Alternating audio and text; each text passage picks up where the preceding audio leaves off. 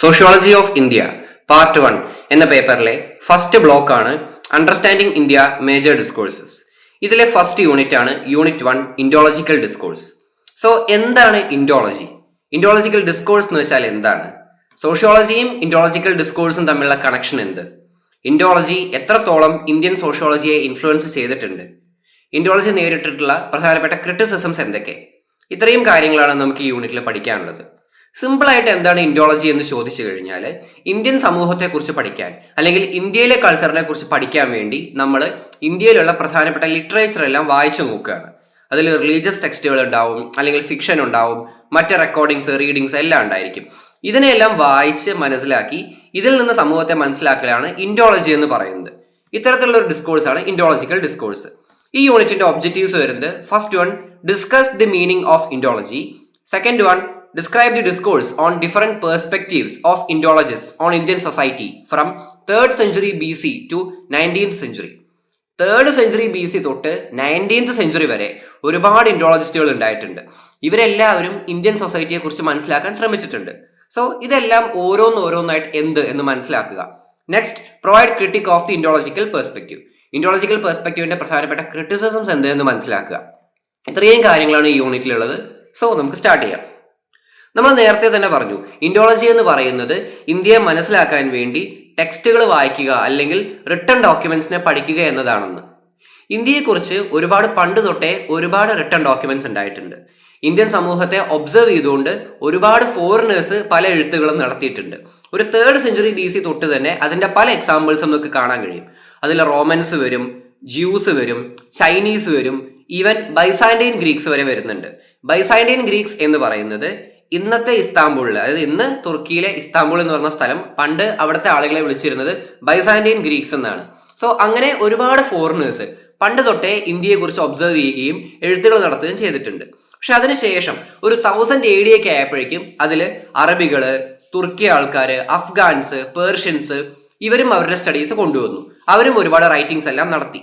ഇനി ഇതിന്റെ ചെറിയ എക്സാമ്പിൾസ് നോക്കുകയാണെന്നുണ്ടെങ്കിൽ, ഗ്രീക്ക് ഹിസ്റ്റോറിയൻ ആയിട്ടുള്ള മെഗസ്തനീസ് ഇന്ത്യയിൽ വരികയും അദ്ദേഹം മഗധ കിങ്ഡത്തിൽ, മഗധ രാജവംശത്തിൽ വന്ന് അവിടുത്തെ ക്യാപിറ്റൽ ആയിട്ടുള്ള പാട്ലിപുത്ര, ഇന്നത്തെ പാട്ലിപുത്രയിൽ വന്ന് അവിടുത്തെ കാര്യങ്ങളെ മനസ്സിലാക്കാൻ ശ്രമിക്കുകയും ചെയ്തിട്ടുണ്ട്.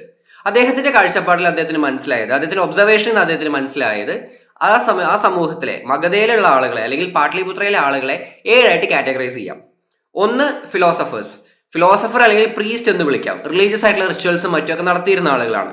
പിന്നെ ഫാമേഴ്സ് ആയിരുന്നു അവിടെ എണ്ണത്തിൽ മെജോറിറ്റി. ഇവരെല്ലാവരും ടാക്സ് പേയേഴ്സും കൂടി ആയിരുന്നു. പിന്നെ ഷെപ്പേർഡ്സ് ആൻഡ് ഹണ്ടേഴ്സ്, ആർട്ടിസൻസ് എന്ന് പറയുമ്പോൾ കരകൗശല പ്രവർത്തികൾ ചെയ്തിരുന്ന ആളുകൾ. Then soldiers, then overseers or inspectors or administrative tasks appointed by king or magistrates. രാജാക്കന്മാരുടെ അല്ലെങ്കിൽ മജിസ്ട്രേറ്റിന്റെ കീഴിൽ പല ചുമതലകൾ ഉണ്ടായിരുന്ന അത് നടത്തിയിരുന്ന ഓഫീസർമാര്. Then councillors and assessors, officials in king's administration, രാജാവിന്റെ ഭരണത്തിന്റെ കീഴിലുള്ള മറ്റു ഉദ്യോഗസ്ഥര്. ഇങ്ങനെ 7 തട്ടായിട്ടാണ് അന്ന് മെഗസ്തനീസ് നമ്മുടെ സമൂഹത്തിനെ തരംതിരിച്ചത്. മെഗസ്തനീസിന്റെ ഇൻഡിക്ക എന്ന പുസ്തകം ഇന്ത്യയെ ഒബ്സർവ് ചെയ്ത്, അല്ലെങ്കിൽ അദ്ദേഹം വന്ന ആ ഒരു സൊസൈറ്റിയെ ഡയറക്റ്റ്ലി ഒബ്സർവ് ചെയ്തിട്ടുള്ളതാണ്. പക്ഷെ അതിന്റെ ഒരു പ്രശ്നം എന്താണെന്ന് വെച്ചാൽ, അദ്ദേഹത്തിന് ലോക്കൽ ലാംഗ്വേജ് അറിഞ്ഞുകൂടാ.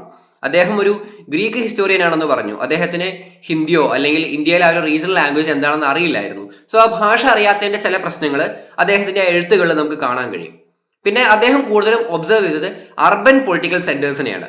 അതിൽ നിന്നുള്ള കുറെ കാര്യങ്ങൾ അദ്ദേഹത്തിന് മനസ്സിലായിട്ടുണ്ട്. പക്ഷെ അതൊരിക്കലും കംപ്ലീറ്റ് ആയിരുന്നില്ല. അദ്ദേഹം പല കാര്യങ്ങളും വിട്ടുപോയിരുന്നു. അദ്ദേഹത്തിന്റെ സ്റ്റഡീസ് അല്ലെങ്കിൽ അദ്ദേഹത്തിന്റെ റൈറ്റിംഗ്സ് പലതും സർഫേസ് ലെവലിലായിരുന്നു, ഡീപ്പർ ആയിരുന്നില്ല.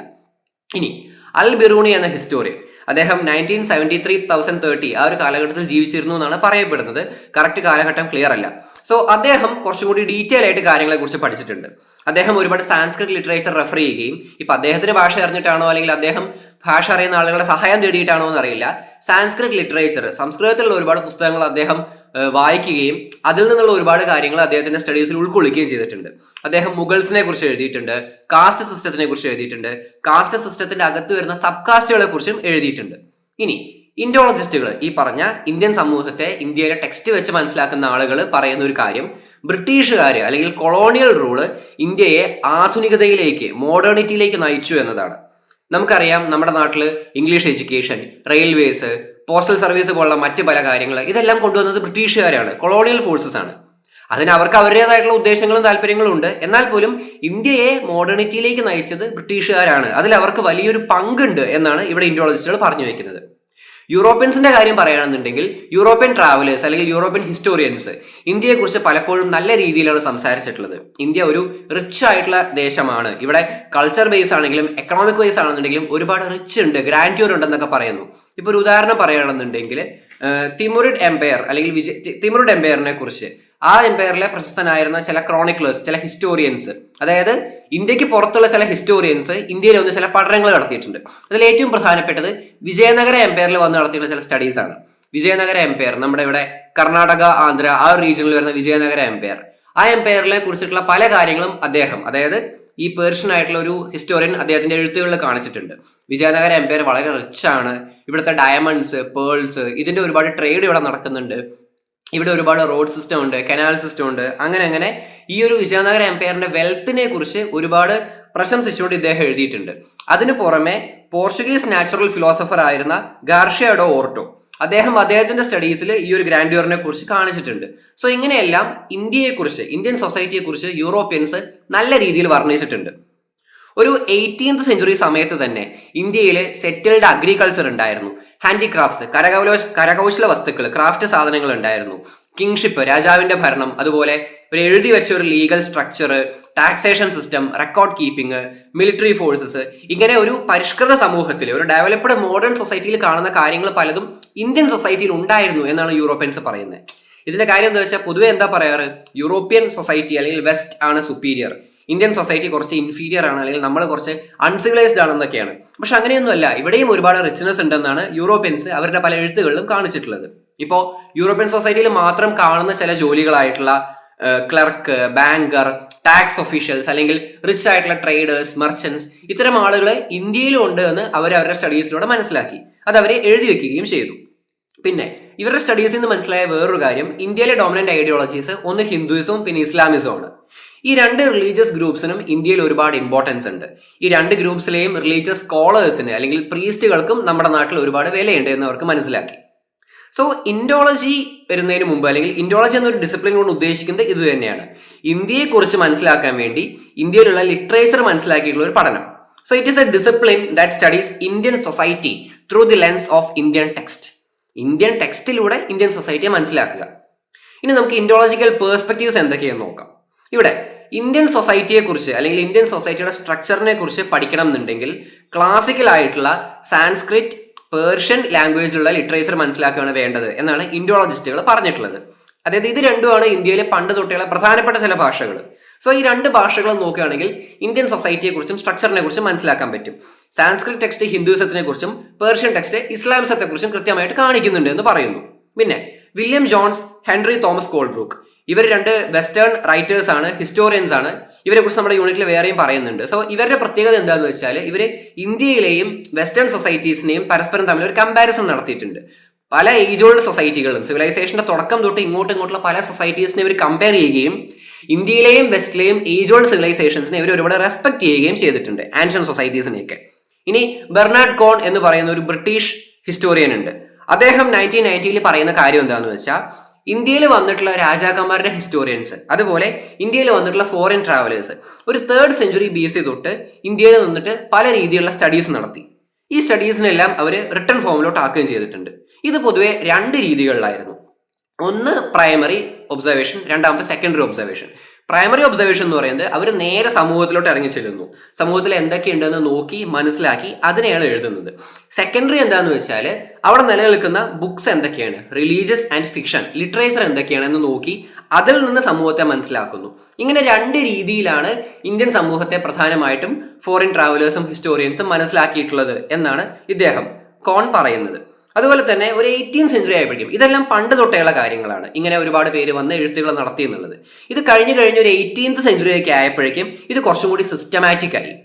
ജസ്റ്റ് കണ്ണിൽ കാണുന്ന കാര്യങ്ങൾ എഴുതി വെക്കുക എന്നുള്ളതിനും അപ്പുറത്തേക്ക് ഒരു കമ്പാരിസൺ, അതായത് പണ്ടത്തെ ഒരു historical, political, socio cultural setup ഇങ്ങനെയായിരുന്നു, ഇന്ന് അതെങ്ങനെയാണ്, ഇത് രണ്ടും തമ്മിൽ എങ്ങനെ കമ്പയർ ചെയ്യാൻ പറ്റും എന്നുള്ള അർത്ഥത്തിൽ കൂടുതൽ ഡീറ്റെയിൽസ് ഉൾക്കൊള്ളിച്ചുകൊണ്ടുള്ള സ്റ്റഡീസ് കൂടുതൽ വരാൻ തുടങ്ങി. എപ്പോൾ ഒരു 18th സെഞ്ചുറി സമയമൊക്കെ തൊട്ട്.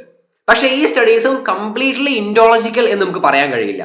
കാര്യം എന്താണെന്ന് വെച്ചാൽ ഇൻഡോളജി എന്ന് വെച്ചാൽ സൊസൈറ്റി ഒബ്സർവ് ചെയ്യലല്ല, ടെക്സ്റ്റിനെ ഒബ്സർവ് ചെയ്യലാണ്. പക്ഷേ 18th സെഞ്ചുറിക്ക് ശേഷമുള്ള പല സ്റ്റഡീസും ടെക്സ്റ്റിനെ ഒബ്സർവ് ചെയ്തിട്ടുണ്ട്, സൊസൈറ്റി ഒബ്സർവ് ചെയ്തിട്ടുണ്ട്. സോ ഇത്തരം സ്റ്റഡീസിനെ മെത്തഡോളജിക്കൽ പോയിന്റ് ഓഫ് വ്യൂവിൽ നമുക്ക് കംപ്ലീറ്റ്ലി ഇൻഡോളജിക്കൽ എന്ന് പറയാൻ സാധിക്കില്ല. പക്ഷെ നമുക്കിതിനെ തൽക്കാലം ഇൻഡോളജിയുടെ ലിസ്റ്റിൽ തന്നെ പെടുത്താവുന്നതാണ്. Megasthenes, al Biruni, Abul Fazl Allami ഇവരെല്ലാം കുറിച്ച് നമ്മൾ നേരത്തെ സംസാരിച്ചതാണ്. അതുപോലെ തന്നെ മറ്റ് പോർച്ചുഗീസ് ട്രാവലേഴ്സ്, മിഷണറിമാര്, ഹിസ്റ്റോറിയൻസ്, അഡ്മിനിസ്ട്രേറ്റേഴ്സ്, മെർച്ചൻസ് ഇവരെല്ലാവരും ഇന്ത്യയെക്കുറിച്ച് ഡീറ്റെയിൽ ആയിട്ട് എഴുതിയിട്ടുണ്ട്. അവരുടെ എഴുത്തുകൾ വളരെ വാസ്റ്റ് ആണ്, അതിൽ ഒരുപാട് ഡിസ്ക്രിപ്ഷൻസും കാണാൻ കഴിയും. പക്ഷെ അതിന് കുറച്ച് പ്രശ്നങ്ങളുണ്ട്. ഒന്നാമത്തെ പ്രശ്നം എന്താണെന്ന് വെച്ചാൽ ബ്രിട്ടീഷുകാർ വരുന്ന വരെയുള്ള ചരിത്രമേ അതിൽ കാണാൻ കഴിയുള്ളൂ. പിന്നെ രണ്ടാമത്തെ പ്രശ്നം നേരത്തെ പറഞ്ഞതുപോലെ അത് പലപ്പോഴും ഇൻകംപ്ലീറ്റ് ആണ്, പാർഷ്യലാണ്. സൊസൈറ്റിയിലേക്ക് ഡീപ്പറായിട്ട് ഇറങ്ങി ചെന്നിട്ട് കാര്യങ്ങൾ അവർ മനസ്സിലാക്കാൻ ശ്രമിച്ചിട്ടില്ല. ഇപ്പൊ മെഗസ്തനീസ് വന്നിറങ്ങിയത് എവിടെയാണ്? മഗധ കിങ്ഡത്തിന്റെ ക്യാപിറ്റൽ ആയിട്ടുള്ള പാട്ലിപുത്രയിലാണ്. പാട്ലിപുത്രയെ കുറിച്ചുള്ള കാര്യങ്ങൾ അദ്ദേഹം മനസ്സിലാക്കി, ഒരു അർബൻ ലെവലിൽ എങ്ങനെയെന്ന് മനസ്സിലാക്കി. റൂറൽ ഏരിയയിലേക്ക് ഇറങ്ങി ചെല്ലാനോ കൃത്യമായിട്ടുള്ള സോഷ്യൽ ഇഷ്യൂസ് എന്തെന്ന് പഠിക്കാനോ അദ്ദേഹം ശ്രമിച്ചിട്ടില്ല, അല്ലെങ്കിൽ അദ്ദേഹത്തിന്റെ സ്റ്റഡീസിൽ അതൊന്നും കാണാനില്ല. വേറൊരു എക്സാമ്പിൾ പറയുന്നത് മെഗസ്തനീസ് വർണ്ണ തിയറി എന്നൊരു സംഭവം ഉണ്ടെന്ന് മനസ്സിലാക്കിയിട്ടില്ല. ഇന്ത്യയിൽ കാസ്റ്റ് സിസ്റ്റം എക്സിസ്റ്റ് ചെയ്യുന്നു എന്ന് അദ്ദേഹം എഴുതിയിട്ടില്ല. പക്ഷെ അദ്ദേഹം എഴുതിയിട്ടുള്ള വേറൊരു കാര്യമാണ് ഇന്ത്യയിൽ ക്ലാസ് ബേസ്ഡ് സൊസൈറ്റീസ് ഉണ്ട്. എന്തിന്റെ ബേസിൽ? ഒക്യുപ്പേഷന്റെ ബേസിൽ എന്ന്. ഇത് തന്നെയാണല്ലോ വർണ്ണ സിസ്റ്റം എന്ന് പറയുന്നത്. ഓരോ ആളുകൾ ജോലിയുടെ പേരിൽ തരംതിരിച്ചു വെച്ചിരിക്കുന്നു. ഇത് വർണ്ണ സിസ്റ്റത്തിന്റെ വേറൊരു വേഷം തന്നെയാണ്, അല്ലെങ്കിൽ വർണ്ണ സിസ്റ്റം കാരണമാണ് ഇങ്ങനൊരു വേർതിരിവ് ഉണ്ടായിട്ടുള്ളത്. അത് ഇദ്ദേഹത്തിന് മനസ്സിലാക്കാൻ സാധിച്ചിട്ടില്ല. സോ മെഗസ്തനീസിന്റെയും പഴയ ചില ഹിസ്റ്റോറിയൻസിന്റെയും വർക്ക്സ് ഒരുപാടുണ്ടെങ്കിൽ പോലും ക്ലിയർ ആയിട്ടുള്ള ഡീറ്റെയിൽസ് അതിൽ കാണാൻ കഴിയില്ല എന്നതാണ് സത്യം. ഇനി അൽ ബിറൂണി, അബുൽ ഫസൽ ഇവരുടെ ഒരു പ്രത്യേകത എന്താണെന്ന് വെച്ചാൽ ഇവരുടെ സ്റ്റഡീസിൽ കുറച്ചും കൂടി ഡീറ്റെയിൽസ് ഉണ്ട് കമ്പാരിറ്റീവ്ലി.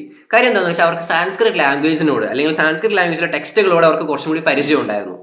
അവർക്ക് ഭാഷ അറിഞ്ഞിട്ടാണെന്നുണ്ടെങ്കിലും ഭാഷ അറിയുന്ന ആളുകളുടെ സഹായം തേടിയിട്ടാണെങ്കിലും സാൻസ്ക്രിറ്റ് ടെക്സ്റ്റുകൾ അവർ കൂടുതൽ ശ്രദ്ധിക്കുകയും പേർഷ്യൻ ടെക്സ്റ്റുകൾ ശ്രദ്ധിക്കുകയും അതിൽ നിന്ന് ഇന്ത്യയിൽ കാസ്റ്റ് സിസ്റ്റം ഉണ്ട്, വർണ്ണ തിയറി ഉണ്ട്, കാസ്റ്റിന്റെ അകത്ത് സബ് കാസ്റ്റ് ഉണ്ട് എന്നൊക്കെ അവർ മനസ്സിലാക്കി.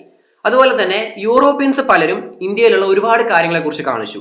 യൂറോപ്യൻസ് പറഞ്ഞു, നേരത്തെ പറഞ്ഞ പോലെ ഒരുപാട് ഒക്യുപ്പേഷൻ ഉണ്ട്, മറ്റേതുണ്ട്, മറിച്ചുണ്ടെന്നൊക്കെ യൂറോപ്യൻസ് കണ്ടെത്തി. അതുപോലെ തന്നെ ഇവിടെ മാട്രിലിനിയസ് സിസ്റ്റം ഉണ്ട്. സ്ത്രീകളാണ് ലീനിയേജ് കൊണ്ടുപോകുന്നത് എന്ന കാര്യം അവർ കണ്ടുപിടിച്ചു. പക്ഷേ സ്ത്രീകൾ കൊണ്ടുപോകുന്ന സിസ്റ്റവും ഇന്ത്യയിലുണ്ട്. ഇന്ത്യയിൽ പോളിയാൻഡ്രി ഉണ്ട്, ഒരു സ്ത്രീക്ക് ഒന്നിൽ കൂടുതൽ പേരെ കല്യാണം കഴിക്കാം. കാസ്റ്റ് ബേസ്ഡ് ആയിട്ടുള്ള ഒരുപാട് പ്രാക്ടീസസ് ഉണ്ട്. അതിൽ അൺടച്ചബിലിറ്റി പോലെയുള്ള മോശം കാര്യങ്ങളുണ്ട്. കൊമൻസാലിറ്റി എന്ന് വെച്ചാൽ ഒരുമിച്ച് ഭക്ഷണം കഴിക്കുക. ഇന്ത്യയിൽ നാനാജാതി വിഭാഗത്തിൽപ്പെട്ട ആളുകൾക്ക് ഒരുമിച്ച് ഭക്ഷണം കഴിക്കാൻ പറ്റില്ല. ആ ഒരു കാര്യം യൂറോപ്യൻസ് കണ്ടുപിടിച്ചു.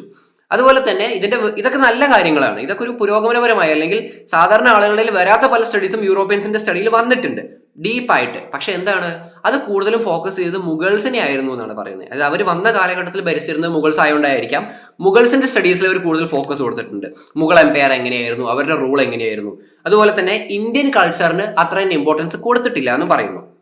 പിന്നെ കുറച്ചു കാലം കൂടി കഴിഞ്ഞ് ഒരു ഡച്ച്, ഫ്രഞ്ച് നാരേറ്റീവ്സ് ഒക്കെ നോക്കുമ്പോൾ അതിൽ കുറച്ചും കൂടെ ഹിന്ദുസത്തെ കുറിച്ച് കാണിക്കുന്നുണ്ട്, കാസ്റ്റ് സിസ്റ്റത്തിനെ കുറിച്ച് കാണിക്കുന്നുണ്ട്. ഒരു 1670 കാലഘട്ടത്തിലൊക്കെ ആയിട്ട് ഒരു 18th സെഞ്ചുറി 19th സെഞ്ചുറി ഒക്കെ ആയപ്പോഴേക്കും നേരത്തെ പറഞ്ഞ പോലെ ഇത് കുറച്ചും കൂടെ ഡീറ്റെയിൽ ആയി, എലോബറേറ്റ് ആയി.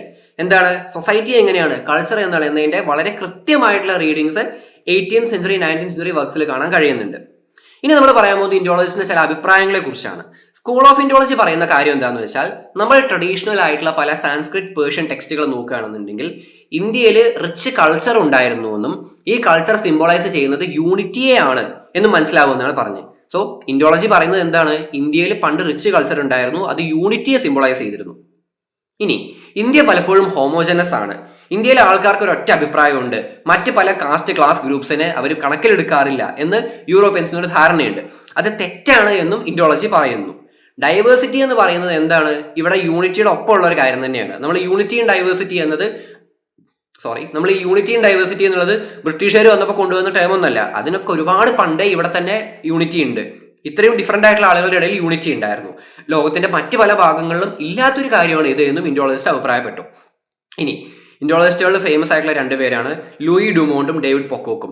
ഇവർ രണ്ടുപേരും പറഞ്ഞത് എന്താ വെച്ചാൽ unity lies in our values when we go deeper. നമ്മുടെ മൂല്യങ്ങളിലും നമ്മുടെ ആശയങ്ങളിലും ഐഡിയാസിലും എല്ലാം യൂണിറ്റി ഉണ്ടെന്ന് കാണാൻ കഴിയും. പക്ഷെ എന്താണ്, ഒറ്റയടിക്ക് മനസ്സിലാവണമെന്നില്ല, വി ഷുഡ് ഗോ ഡീപ്പർ, ഉള്ളിലോട്ട് ഇറങ്ങി ചെല്ലുകയാണെന്നുണ്ടെങ്കിൽ എന്നാണ്. ഇനി ഈ ക്ലാസിക്കൽ ഇൻഡോളജി എന്ന് പറയുന്നത്, അതായത് സമൂഹത്തിനെ മനസ്സിലാക്കാൻ വേണ്ടി റിലീജിയസ് ടെക്സ്റ്റുകളും മറ്റ് ലിറ്ററേച്ചറും മനസ്സിലാക്കലാണ് ക്ലാസിക്കൽ ഇൻഡോളജി. ഈ ക്ലാസിക്കൽ ഇൻഡോളജിയും സോഷ്യോളജിയും തമ്മിൽ ഒരുപാട് വ്യത്യാസമുണ്ട്. ഏറ്റവും പ്രധാനപ്പെട്ട കാര്യം എന്താണെന്ന് വെച്ചാൽ ക്ലാസിക്കൽ ഇൻഡോളജിയിൽ ബുക്സിനെ മാത്രമേ റെഫർ ചെയ്യുന്നുള്ളൂ. പക്ഷേ സോഷ്യോളജിയിൽ എങ്ങനെയാണ്? ബുക്സിനെയും റെഫർ ചെയ്യുന്നുണ്ട്, റിയാലിറ്റിയും റെഫർ ചെയ്യുന്നുണ്ട്, റിയൽ സൊസൈറ്റി എങ്ങനെയെന്ന് മനസ്സിലാക്കുന്നുണ്ട്. സോ ഇന്ത്യയിലെ സ്റ്റഡി എന്ന് പറയുന്നത് സോഷ്യോളജിയുടെയും ഇൻഡോളജിയുടെയും ഒരു മിക്സ് ആണ്. അവിടെ ഇൻഡോളജിയും വരുന്നുണ്ട്, സോഷ്യോളജിയും വരുന്നുണ്ട്. ഇന്ത്യയിലെ ആദ്യകാല സോഷ്യോളജിസ്റ്റുകൾ പലരും ഇൻഡോളജിസ്റ്റുകൾ കൂടിയായിരുന്നു. സോ അതുകൊണ്ടാണ് സോഷ്യോളജി ഇൻ ഇന്ത്യ എന്ന് പറയുമ്പോൾ നമ്മൾ ഇൻഡോളജി എന്ന കോൺസെപ്റ്റ് കൂടെ പഠിക്കേണ്ടത്. അതാണ് ഇതിന്റെ ഒരു മെയിൻ റെലവൻസ് എന്ന് പറയുന്നത്. ഇനി ഇൻഡോളജിസ്റ്റുകൾക്ക് പ്രധാനപ്പെട്ട ചില അസംഷൻസ് ഉണ്ടായിരുന്നു. അതായത് ഇങ്ങനെയൊക്കെയാണെന്ന് അവർ പറഞ്ഞു വെച്ചിട്ടുണ്ട്. അതിൽ ചില പോയിന്റ്സ് കൊടുക്കുന്നുണ്ട്. ഫസ്റ്റ് പോയിന്റ്, ഇന്ത്യക്ക് വളരെ ഗംഭീരമായ ഒരു ഭൂതകാലമുണ്ട്. ആ ഭൂതകാലത്തെ അറിയണമെന്നുണ്ടെങ്കിൽ നമ്മൾ പഴയ ചില ബുക്സ് വായിച്ചു നോക്കണം. പഴയ റിലീജിയസ് ടെക്സ്റ്റുകൾ, പുണ്യപുരാതന ഗ്രന്ഥങ്ങൾ വായിക്കണം. അതിൽ നമ്മുടെ ഒരു ഫിലോസഫിക്കൽ കൾച്ചറൽ ട്രഡീഷൻ എന്താണ്, അത് എത്രത്തോളം റിച്ച് ആണ് എന്ന് നമുക്ക് മനസ്സിലാവും. നമ്മൾ ഈ ഫിലോസഫി എന്നൊക്കെ പറയുമ്പോൾ നേരെ സോക്രട്ടീസ്, അരിസ്റ്റോട്ടിൽ, പ്ലൂട്ടോ അല്ലെങ്കിൽ ആ ഒരു ഗ്രീക്ക് ചിന്തകരെ മാത്രം ഉൾപ്പെടുത്തിയാൽ പോരാ. ഇന്ത്യക്കും റിച്ച് ആയിട്ടുള്ള ഒരു ഫിലോസഫിക്കൽ ട്രഡീഷൻ ഉണ്ട് എന്നാണ് ഈ ബുക്സിൽ നിന്ന് മനസ്സിലാവുന്നത്. ദെൻ ഈ ബുക്സ് നോക്കുന്ന സമയത്ത് നമുക്ക് ഇന്ത്യൻ കൾച്ചറിനെ കുറിച്ചും സൊസൈറ്റിയെ കുറിച്ചും കൂടുതൽ ധാരണകൾ കിട്ടും. ഈ ധാരണകൾ വെച്ച് നമുക്ക് സമൂഹത്തിലെ ഇന്നത്തെ പ്രശ്നങ്ങളും ഭാവിയിൽ ഇന്ത്യ എങ്ങനെയായിരിക്കണമെന്ന് ഡിസൈൻ ചെയ്യാനും കഴിയും. ഇനി നമ്മുടെ നാട്ടിലുള്ള എല്ലാ എഡ്യൂക്കേഷണൽ ഇൻസ്റ്റിറ്റ്യൂഷൻസും മറ്റ് ഗവൺമെന്റ് ഇൻസ്റ്റിറ്റ്യൂഷൻസും പേർഷ്യൻ, സാൻസ്ക്രിറ്റ് പോലെയുള്ള ഭാഷകൾ പഠിപ്പിക്കാനും ആ ഭാഷകൾ എഴുതിയിട്ടുള്ള പുസ്തകങ്ങളെ കുറിച്ചുള്ള പഠനങ്ങൾ നടത്താനും കൂടുതൽ ഇനീഷ്യേറ്റീവ്സ് എടുക്കേണ്ടതുണ്ട്. എന്നാലേ നമുക്ക് നമ്മുടെ കൾച്ചർ എന്തെന്ന് മനസ്സിലാക്കാൻ പറ്റൂ, നമ്മുടെ ആൻഷ്യൻ ഹിസ്റ്ററി എന്താണെന്ന് മനസ്സിലാക്കാൻ പറ്റൂ. ഇതൊക്കെയാണ് ഇൻഡോളജിസ്റ്റുകൾ അഭിപ്രായപ്പെട്ട ചില കാര്യങ്ങൾ. ഇനി നമുക്ക് ഈ ഇൻഡോളജിക്കൽ പേഴ്സ്പെക്റ്റീവ് എങ്ങനെയാണ് നമ്മളെ ഇൻഫ്ലുവൻസ് ചെയ്തതെന്ന് നോക്കാം. ഏറ്റവും ബേസ് ലെവലിൽ പറയാനുള്ള കാര്യം ഇത് തന്നെയാണ്. ഒരുമാതിരിപ്പെട്ട എല്ലാ സോഷ്യോളജിസ്റ്റുകളും, ഇന്ത്യയിലെ ആദ്യകാല സോഷ്യോളജിസ്റ്റുകൾ പലരും ഇൻഡോളജിസ്റ്റുകളായിരുന്നു. അവർ സമൂഹത്തിനെ മനസ്സിലാക്കുന്നതിന് വേണ്ടി, സോഷ്യോളജി എന്ന് വെച്ചാൽ സമൂഹത്തിനെ മനസ്സിലാക്കലാണ്. സോ സമൂഹത്തിനെ മനസ്സിലാക്കാൻ വേണ്ടി അവർ ആദ്യം ചെയ്തത് എന്തായിരുന്നു? ഈ സൊസൈറ്റിയിലുള്ള ലിറ്ററേച്ചർ ടെക്സ്റ്റുകളെ വായിക്കുക എന്നുള്ളത് തന്നെയാണ്. സോ ഓക്കെ, ഇനി നമുക്ക് മാറ്ററിലോട്ട് വരാം. ഇൻഫ്ലുവൻസ് ഓഫ് ഇൻഡോളജിക്കൽ പെർസ്പെക്റ്റീവ് പറയുമ്പോൾ നമ്മൾ ആദ്യം ചില ഹിസ്റ്റോറിക്കൽ ഇൻസിഡൻസിനെ കുറിച്ച് അറിഞ്ഞിരിക്കേണ്ടതുണ്ട്. അതിൽ ഏറ്റവും പ്രധാനപ്പെട്ടതാണ് 1757 പ്ലാസി യുദ്ധം എന്ന് പറയുന്നത്. ബംഗാൾ നവാബിനെതിരെ റോബർട്ട് ക്ലൈവ് നടത്തിയ യുദ്ധമായിരുന്നു. റോബർട്ട് ക്ലൈവ് യുദ്ധത്തിൽ ജയിക്കുകയും ചെയ്തു. ആ യുദ്ധത്തിന് ശേഷമാണ് ഇന്ത്യയിൽ ബ്രിട്ടീഷ് റൂളിന് ശക്തമായ ഒരു അടിത്തറ ഉണ്ടായത്. സോ ഈ യുദ്ധത്തിന് ശേഷം എന്താ ഉണ്ടായതെന്ന് വെച്ച് കഴിഞ്ഞാൽ ഇന്ത്യയെക്കുറിച്ചുള്ള പഠനങ്ങൾ, അല്ലെങ്കിൽ സാൻസ്ക്രിറ്റ് ലാംഗ്വേജ്, പേർഷ്യൻ ലാംഗ്വേജ്, മറ്റ് തദ്ദേശീയ ഭാഷകളെ കുറിച്ചുള്ള പഠനങ്ങൾ കൂടി വന്നു.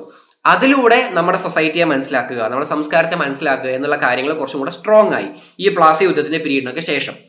നമ്മുടെ ഇന്ത്യൻ ഹിസ്റ്ററി, ഫിലോസഫി, റിലീജിയൻ ഇതിൻ്റെയൊക്കെ റേഞ്ച് മനസ്സിലാക്കണം എന്നുണ്ടെങ്കിൽ പഴയകാല കൃതികൾ എടുത്തു നോക്കണമെന്നും ആ കൃതികളുടെ ട്രാൻസ്ലേറ്റഡ് വേർഷൻസ് ഇപ്പോൾ അവൈലബിൾ ആണ്, അതും നോക്കേണ്ടതാണെന്നും അന്ന് പറഞ്ഞു വെച്ചു. ഇനി ഈ ട്രാൻസ്ലേഷൻസിന്, അതായത് പണ്ടത്തെ കൃതികൾ ട്രാൻസ്ലേറ്റ് ചെയ്തിട്ട് അന്ന് ബ്രിട്ടീഷേഴ്സ് പലരും ചെയ്തിരുന്നു, ബ്രിട്ടീഷേഴ്സിലെ പല എക്സ്പേർട്സും. പക്ഷെ അതൊരിക്കലും കംപ്ലീറ്റ് ആയിരുന്നില്ല.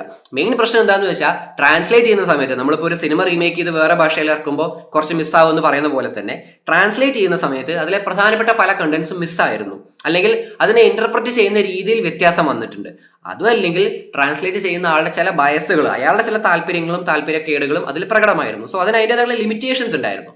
പിന്നെ നമ്മൾ ഒരിക്കലും ഒരു ടെക്സ്റ്റ് മാത്രം വെച്ച് സൊസൈറ്റിയെ മനസ്സിലാക്കുന്നതിൽ കാര്യമില്ല, സമൂഹത്തിന്റെ യാഥാർത്ഥ്യങ്ങളും കൂടി വേണം. സോ ടെക്സ്റ്റിനെ ട്രാൻസ്ലേറ്റ് ചെയ്യുക, അത് വെച്ച് ഇതാണ് സൊസൈറ്റി എന്ന് പറയുക, അത് കംപ്ലീറ്റ്ലി കറക്റ്റ് അല്ല. ദെൻ ഇൻഡോളജിസ്റ്റുകൾ, അപ്പൊ ഇതാണ് ഇൻഡോളജിസ്റ്റിലെ ഏറ്റവും പ്രധാനപ്പെട്ട പ്രശ്നം. എന്ത്? ടെക്സ്റ്റിന് ഒരുപാട് ഇമ്പോർട്ടൻസ് കൊടുത്തു, ശരിക്കുള്ള റിയാലിറ്റിക്ക് അത്ര ഇമ്പോർട്ടൻസ് കൊടുത്തില്ല. അത് നമ്മൾ ക്രിറ്റിസിസത്തിൽ ഡീറ്റെയിൽ ആയിട്ട് പറയും, ഇവിടെ മെൻഷൻ ചെയ്യുന്നു എന്നേ ഉള്ളൂ. പിന്നെ ഇൻഡോളജിസ്റ്റ് ചെയ്ത വേറൊരു കാര്യമാണ് they exaggerated spirituality of Indian civilisation. Indian സിവിലൈസേഷന് ഭയങ്കര സ്പിരിച്വലായ, ആത്മീയമായിട്ടുള്ള രീതിയിൽ കാണിക്കാൻ തുടങ്ങി, ഭയങ്കര ഡിവൈൻ ആണെന്നുള്ള രീതിയിൽ. ശരിക്കുള്ള കൾച്ചർ എന്തായിരുന്നു, അല്ലെങ്കിൽ ഒരു മെറ്റീരിയൽ കൾച്ചർ എന്തെന്ന് നോക്കാൻ നിൽക്കണ്ടേ, immaterial culture, ideology, attitude, spirituality, ആ ഒരു രീതിയിൽ കുറച്ച് കൂടുതൽ സ്റ്റഡീസ് ഇൻഡോളജിസ്റ്റുകൾ നടത്തി. നമ്മളിപ്പോൾ കൾച്ചർ എന്ന് പറയുമ്പോൾ മെറ്റീരിയൽ കൾച്ചറും ഉണ്ട്, ഇമ്മെറ്റീരിയൽ കൾച്ചറും ഉണ്ട്. മെറ്റീരിയൽ കൾച്ചറാണ് നമ്മുടെ ടെക്നോളജി, നമ്മുടെ ഡ്രസ്സ്, നമ്മുടെ ഭാഷ എന്നൊക്കെ പറയുന്നത്. അതിനത്ര ഇമ്പോർട്ടൻസ് കൊടുക്കാതെ സ്പിരിച്വാലിറ്റി അല്ലെങ്കിൽ ഐഡിയോളജി ലെവലിൽ കൂടുതൽ ഇമ്പോർട്ടൻസ് കൊടുത്തു. അതുപോലെ തന്നെ ഹിന്ദുയിസത്തിനെ ഒരുപാട് റൊമാൻറ്റിസൈസ് ചെയ്തു. റൊമാൻറ്റിസൈസ് ചെയ്യാന്ന് വെച്ച് കഴിഞ്ഞാൽ അതിനെ കുറച്ചധികം പൊക്കി പറയുക എന്നല്ലെങ്കിൽ അതിനെക്കുറിച്ച് കൂടുതൽ നന്നായിട്ട് സംസാരിക്കുക. ഓൾറെഡി ഉള്ളൊരു കാര്യമുണ്ട്, അതിനെ കുറെ കൂടെ നന്നായിട്ട് സംസാരിക്കുക, അല്ലെങ്കിൽ റൊമാൻറ്റിസൈസിങ് എന്ന് പറയുന്നത്. അങ്ങനെ ഹിന്ദുയിസത്തിനെ ഒരുപാട് റൊമാൻറ്റിസൈസ് ചെയ്യുകയും ഇൻഡോളജിസ്റ്റുകൾ ചെയ്തിട്ടുണ്ട്. ഇനി ഇവിടെ ചെയ്ത വേറൊരു കാര്യം, ഈ റൊമാൻറ്റിസൈസിങ്ങിന് ചില ഇംപ്ലിക്കേഷൻസ് എന്തൊക്കെയാണെന്ന് നോക്കാൻ പോകുന്നത്. അതിൽ ഫസ്റ്റ് വൺ, ബ്രാഹ്മിൻസിന് ഒരുപാട് ഇമ്പോർട്ടൻസ് കൊടുത്തു. പക്ഷേ ബ്രാഹ്മിൻസ് അല്ലെങ്കിലേ മെയിൻ ആണെന്ന് പറയുന്നുണ്ട്. അതിന് പുറമെ ബ്രാഹ്മിൻസ് ഭയങ്കര ഇമ്പോർട്ടൻ്റ് ആണ്, മൊത്തം റൂളും അവരുടെ കയ്യിലായിരുന്നു, അവർക്കൊരു ഡൊമിനൻറ്റ് സ്റ്റാറ്റസ് എല്ലായിടത്തും ഉണ്ടായിരുന്നു എന്ന് ഈ റൊമാൻറ്റിസൈസിങ്ങിലൂടെ പറഞ്ഞു വെച്ചു. പക്ഷെ അതിന്റെ ഒരു കാര്യം എന്താണ്, ബ്രാഹ്മിൺസ് മാത്രമല്ല വേറെയും പവർഫുൾ ആയിട്ടുള്ള ഒരുപാട് ഗ്രൂപ്പ്സ് ഉണ്ടായിരുന്നു. അവരുടെ കയ്യിൽ അധികാരം ഉണ്ടായിരുന്നു, പൊളിറ്റിക്കൽ പവർ ഉണ്ടായിരുന്നു, മിലിറ്ററി പവർ ഉണ്ടായിരുന്നു. പിന്നെ a fixed view of Indian society with no regional variations. Indian സൊസൈറ്റിക്ക് ഒരു ഫിക്സഡ് വ്യൂ കൊടുത്തു. അതായത് ഇന്ത്യൻ സൊസൈറ്റി എന്ന് പറയുന്നത് ഇങ്ങനെയാണ്, അതിന് റീജിയണലി വലിയ മാറ്റമൊന്നും വരുന്നില്ല. ഇന്ത്യൻ സൊസൈറ്റി നമ്മളങ്ങ് കാശ്മീർ തൊട്ട് കന്യാകുമാരി വരെ എന്നൊക്കെ പറയാവുന്ന നമ്മുടെ ഇന്ത്യൻ സൊസൈറ്റി എന്താണ്, ഒരേപോലെയാണ്, അതിൽ റീജിയണൽ വേരിയേഷൻസ് ഒന്നും ഇല്ല എന്നുള്ള രീതിയിൽ ആ സ്റ്റഡീസ് പലതും വരുത്തി തീർത്തു. അപ്പോൾ നമുക്കൊരു ഉദാഹരണം പറയുകയാണെന്നുണ്ടെങ്കിൽ, പണ്ട് ബ്രിട്ടൻ നമ്മളെ പ്രസിഡൻസികളായിട്ട് തിരിച്ച സമയത്ത് കേരളം ഉൾപ്പെടുന്ന റീജിയൻ വന്നിരുന്നത് മദ്രാസ് പ്രസിഡൻസിയുടെ കീഴിലാണ്. ഈ മദ്രാസ് പ്രസിഡൻസിയുടെ കീഴിൽ കേരളത്തിലെ ഭാഗങ്ങളും തമിഴ്നാട്ടിലെ ഭാഗങ്ങളും ആന്ധ്ര ഏരിയയിലെ കുറച്ച് ഭാഗങ്ങളും വന്നിരുന്നു. സോ മദ്രാസ് പ്രസിഡൻസി എന്ന് പേരുള്ളത് കൊണ്ട് തന്നെ ഈ ഒരു ഏരിയയിൽ വരുന്ന ആളുകൾ എല്ലാവരും മദ്രാസി എന്നൊരു പേര് വിളിച്ചിട്ടുണ്ട്. അതുപോലെ ഇവരെല്ലാവരും തമിഴ് സംസാരിക്കുന്നവരാണ് എന്ന രീതിയിൽ നോർത്ത് ഇന്ത്യൻ ആൾക്കാരുടെ ഒരു സ്റ്റീരിയോ ടൈപ്പ് ഉണ്ടായിട്ടുണ്ട്. സൗത്തിലുള്ള ആളുകൾക്ക്, സോക്കാൾഡ് സൗത്തിലുള്ള ആളുകൾക്ക് നോർത്ത് ഇന്ത്യൻസിനോടും പൊതുവെ ഒരു സ്റ്റീരിയോ ടൈപ്പ് ഉണ്ടായിട്ടുണ്ട്. സോ ഇങ്ങനെ ഒരുപാട് ഇഷ്യൂസിന് കാരണമായിട്ടുള്ള സംഭവമാണ് ഈ ഫിക്സഡ് വ്യൂ എന്ന് പറയുന്നത്. ഇന്ത്യൻസ് ഫുൾ ഇങ്ങനെയാണ്, ഇന്ത്യൻ സൊസൈറ്റി ഫുൾ ഇങ്ങനെയാണ് എന്ന രീതിയിൽ പറഞ്ഞു വെച്ചു. Then an unquestionable behavior of authority of text exist. അതായത് ടെക്സ്റ്റ് എന്ന് പറയുന്നത് അത്രയും ബെസ്റ്റ് ആണ്. റിലീജിയസ് ടെക്സ്റ്റ് ആണെന്നുണ്ടെങ്കിലും ലിറ്ററേച്ചർ ആണെന്നുണ്ടെങ്കിലും അത് ഏറ്റവും വലുതാണ്. അതിനെ നമ്മൾ ചോദ്യം ചെയ്യാൻ പാടില്ല. അതിലെ ശരികളും തെറ്റുകളും ഒന്നുമില്ല, അത് ഫുൾ കറക്റ്റ് ആണ്. ആ റിലീജിയസ് ടെക്സ്റ്റിന് അല്ലെങ്കിൽ അന്നത്തെ പണ്ട് എഴുതിയിട്ടുള്ള പുസ്തകങ്ങൾക്ക് അനുസരിച്ചായിരിക്കണം നമ്മുടെ ജീവിതം, നമ്മുടെ സ്വഭാവം, നമ്മുടെ പെരുമാറ്റം എന്നുള്ള രീതിയിൽ ഒരു ഫിക്സഡ് വ്യൂ കൊണ്ടുവന്നു. അതിനെ ഒരിക്കലും ചോദ്യം ചെയ്യാൻ പാടില്ല എന്നൊരു ആസ്പെക്റ്റും കയറി വന്നു. ഇനി Indian society came to be understood as a system of rules and social order that refutes social change. Refutes social change എന്ന് വെച്ചാൽ സോഷ്യൽ ചേഞ്ചിനെ വേണ്ടാന്ന് വെക്കുന്ന ഇന്ത്യൻ സൊസൈറ്റി എങ്ങനെയായി, ഒരു system of rules and social order, അവിടെ ഒരു മാറ്റവും വരില്ല, ഒരു ഫിക്സഡ് സ്ട്രക്ചറായിട്ട് അങ്ങനെ മുന്നോട്ട് പോയി. സോ ഇന്ത്യൻ സൊസൈറ്റിയെ കുറച്ച് ഫിക്സഡ് ആക്കി വെക്കുന്ന, മറ്റു കാര്യങ്ങളെ കണക്കിലെടുക്കാത്ത, പണ്ട് എങ്ങനെയാണോ അത് തന്നെയാണ് എല്ലായ്പ്പോഴും എന്നുള്ള രീതിയിൽ കുറച്ചധികം ഇതാക്കി നിർത്തുന്നതിന്, റിജിഡ് ആക്കി നിർത്തുന്നതിന് ഈ ഒരു റൊമാൻറ്റിസൈസിങ് കാരണമായിട്ടുണ്ട് എന്നാണ് പറയുന്നത്.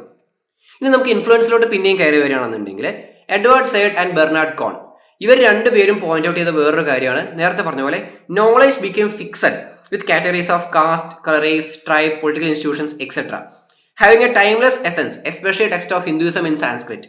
പണ്ട് പല ടെക്സ്റ്റുകളിൽ കാസ്റ്റ് എന്താണെന്ന് പറഞ്ഞിട്ടുണ്ട്, ട്രൈബ് എന്താണെന്ന് പറഞ്ഞിട്ടുണ്ട്. ഇത് അന്ന് എങ്ങനെയാണോ പറഞ്ഞേ അത് തന്നെയാണ് കറക്റ്റ്, അതിനപ്പുറത്തേക്ക് ഒന്നും ചെയ്യേണ്ട കാര്യമില്ല, അതാണ് പെർഫെക്റ്റ് എന്നുള്ള രീതിയിലൊരു ധാരണ വന്നു എന്ന് എഡ്വേർഡ് സൈഡും ബെർണാഡ് കോണും അവരുടെ സ്റ്റഡീസിലൂടെ കണ്ടെത്തിയിട്ടുണ്ട്. ടെക്സ്റ്റ് എന്ന് പറയുന്നത് എന്തായി, നോളജിന്റെ മെയിൻ സോഴ്സായി മാറി. ഇന്ത്യൻ സൊസൈറ്റി എന്ന് പറഞ്ഞാൽ എന്താണ്, അന്ന് എഴുതി വെച്ചുള്ള ടെക്സ്റ്റുകളാണ്, ആ ടെക്സ്റ്റിൽ പറയുന്നതാണ് അന്നത്തെ ഇന്ത്യൻ സൊസൈറ്റി എന്ന രീതിയിൽ കാര്യങ്ങൾ മാറി. അതല്ലാണ്ട് സൊസൈറ്റിയെ മനസ്സിലാക്കാനോ ആളുകളുടെ ശരിക്കുള്ള ജീവിത സാഹചര്യങ്ങൾ എന്ത് എന്ന് അറിയാനോ വലിയ ശ്രമങ്ങളൊന്നും ഉണ്ടായില്ല. ദെൻ ഇനി നമ്മൾ സോഷ്യോളജിയിലോട്ട് വരികയാണെന്നുണ്ടെങ്കിൽ, BN സീൽ, SV കേഡ്കാർ, BK സർക്കാർ, GS ഗുരെ, ലൂയി ഡെമോണ്ട് ഇവരെല്ലാവരും പ്രശസ്തരായിട്ടുള്ള സോഷ്യോളജിസ്റ്റുകളാണ്. ഇവരെല്ലാം ഇൻഡോളജിയിൽ നിന്ന് ഇൻഫ്ലുവൻസ്ഡ് ആയിട്ടുള്ള ആളുകളാണ്. ഇവരുടെ വർക്സിലെല്ലാം ഇവർ ഇന്ത്യൻ സൊസൈറ്റിയെക്കുറിച്ചും ആർട്ടിനെ കുറിച്ചും കൾച്ചറിനെ കുറിച്ചും ഒക്കെ സംസാരിച്ചിട്ടുണ്ട്. ഇവരുടെ എല്ലാ വർക്കുകളിലും ഈ ഒരു ഇൻഡോളജിക്കൽ ഇൻഫ്ലുവൻസ് നമുക്ക് കൃത്യമായിട്ട് കാണാൻ കഴിയും. ഇതിൽ Ghurye, GS Ghurye Indian സോഷ്യോളജിയിലെ giant എന്നറിയപ്പെടുന്ന ആളാണ്. GS ഗുരെ ഒരു ട്രെയിൻഡ് ആന്ത്രോപോളജിസ്റ്റ് ആണ്. WH റിവേഴ്സിന്റെ കീഴിൽ ആന്ത്രോപോളജി പഠിച്ച ആളാണ് ആര്, ഗുരെ. പക്ഷേ ഗുരെ പോലും ഈ പഴയ പല ക്ലാസിക്കൽ ടെക്സ്റ്റുകളും നോക്കിക്കൊണ്ടാണ് സൊസൈറ്റിയെ മനസ്സിലാക്കാൻ ശ്രമിച്ചത്. ഇപ്പോഴത്തെ സൊസൈറ്റിയിലുള്ള art, culture, architecture, sexuality, family, kinship, caste system, rituals ഇതിനെല്ലാം മനസ്സിലാക്കാൻ വേണ്ടി അദ്ദേഹം പണ്ട് എഴുതി വെച്ചിട്ടുള്ള ടെക്സ്റ്റുകളെ ഫോളോ ചെയ്യാൻ തുടങ്ങി. അതായത് ഇൻഡോളജിക്കൽ അപ്രോച്ച് അദ്ദേഹം സ്വീകരിച്ചു. അദ്ദേഹം മാത്രമല്ല, അദ്ദേഹത്തിന്റെ സ്റ്റുഡൻസും അദ്ദേഹത്തിന്റെ കൊളീഗ്സും ആയിട്ടുള്ള ഐരാവതി കാർവേ, KM കപ്പാഡിയ പോലെയുള്ളവരും അത് തന്നെയാണ് ചെയ്തത്. സോ ഇന്ത്യൻ സോഷ്യോളജിസ്റ്റുകൾക്ക് പറ്റിയ ഒരു പ്രശ്നം എന്ന് പറയുന്നത്, ഇപ്പോഴത്തെ സൊസൈറ്റിയെ കുറിച്ച് പഠിക്കാൻ വേണ്ടി അവർ പഴയ ടെക്സ്റ്റുകൾ നോക്കി അതിൽ നിന്ന് കാര്യങ്ങൾ മനസ്സിലാക്കി. അതല്ലെങ്കിൽ പണ്ടത്തെ സൊസൈറ്റിയെ കുറിച്ച് പഠിക്കാൻ ടെക്സ്റ്റ് നോക്കിയാൽ മതി, അല്ലാണ്ട് ലിവ്ഡ് റിയാലിറ്റി ഒന്നും മനസ്സിലാക്കേണ്ട എന്ന രീതിയിൽ അവരുടെ ചിന്തകൾ മാറി. അത് അദ്ദേഹവും അദ്ദേഹത്തിന് ശേഷം വന്ന ആളുകളും അത് തുടർന്നു പോന്നു. ഇനി GS ഗുരുടെ വേറൊരു പ്രശ്നം പറയുന്നത്, അദ്ദേഹം ഒരു ഇൻഡിജിനസ് ഇൻഡോളജിക്കാരനായിരുന്നു. എന്ന് വെച്ചാൽ അദ്ദേഹം ഒരുപാട് ഇൻഡോളജിസ്റ്റുകളൊന്നും ഫോളോ ചെയ്തിരുന്നില്ല.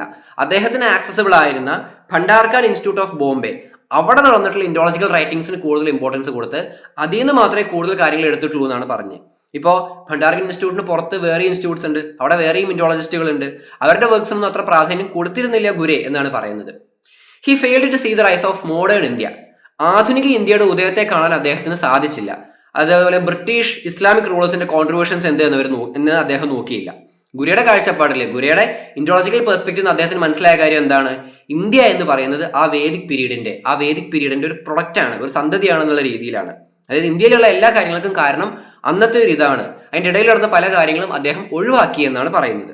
ഇനി ലൂയി ഡുമോണ്ട് അദ്ദേഹത്തിന്റെ കാര്യം പറയുകയാണെങ്കിൽ ഹോമോ ഹെറാർക്കിക്കസ് എന്ന അദ്ദേഹത്തിന്റെ പ്രശസ്തമായ ഒരു തീസിസ് ഉണ്ട്.